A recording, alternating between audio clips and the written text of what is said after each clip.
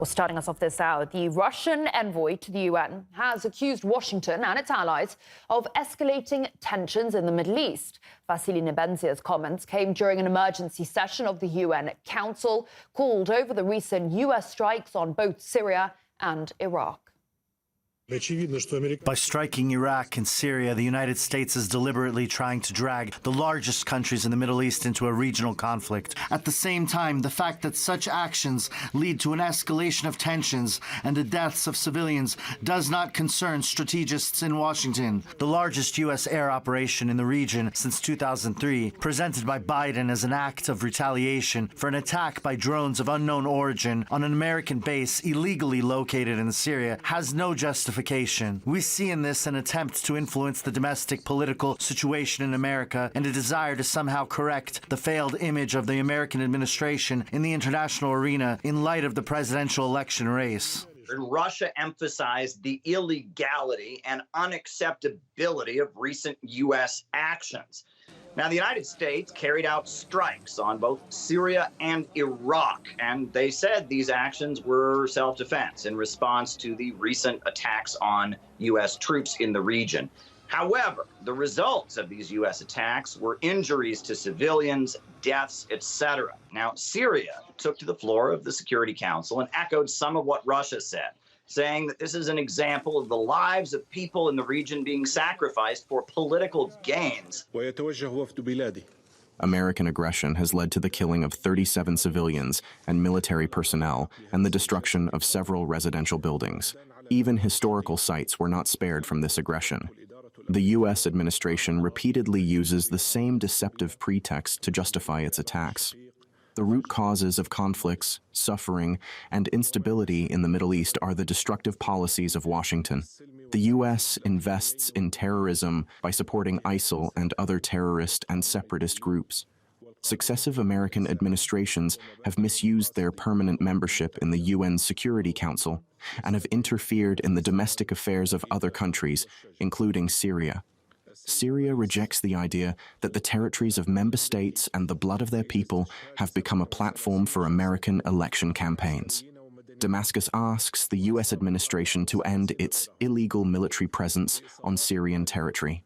When Iraq took to the floor of the Security Council meeting, they lined up with Syria in emphasizing that these attacks and the presence of U.S. troops throughout the region is a violation of the territorial integrity of internationally recognized governments, and that the United States is simply disregarding the rights of other countries with its continued military activity in the region. However, when we heard from the United Kingdom and the United States, both countries said that these attacks carried out by their armed forces were somehow self-defense. And from there, they went on to point fingers at the Islamic Republic of Iran. Russia called this meeting under the false pretense that the United States has no ground to respond to attacks that have killed U.S. personnel.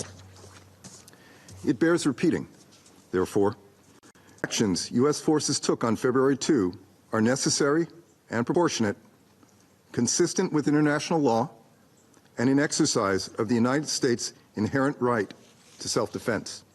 The United States has repeatedly, and in some instances directly, warned Iran about attacks on U.S. personnel.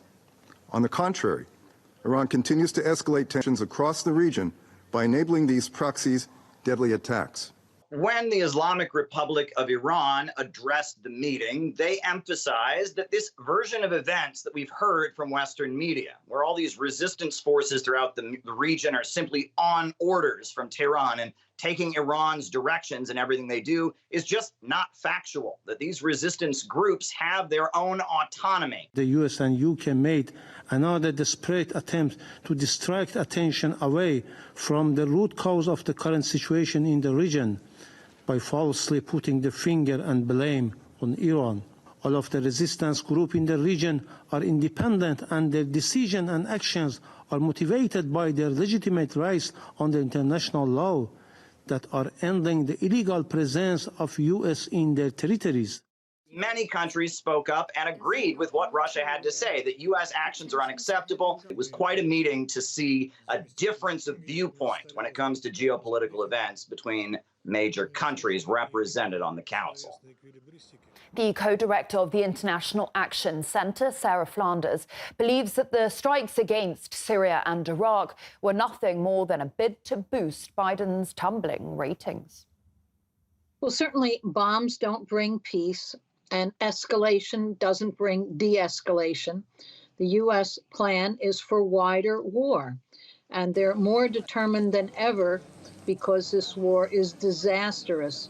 So there's real desperation in Washington at this point as to how to, along with pumping more and more weapons and money into Israel, how to defend their whole political and military position in the entire region. And that is what bombing Syria, bombing Iraq, bombing Yemen, all of this does, one step after the other. It's a desperate effort to maintain their own control, and it's failing. It is absolutely failing. Well, Biden is desperate to somehow improve his ratings, and he's been a completely ineffective president, and a president one war after the other.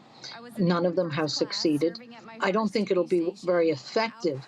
Will it lead to a one-day bump in ratings? It might. But that isn't the basis really for anything in the U.S. or globally. The U.S.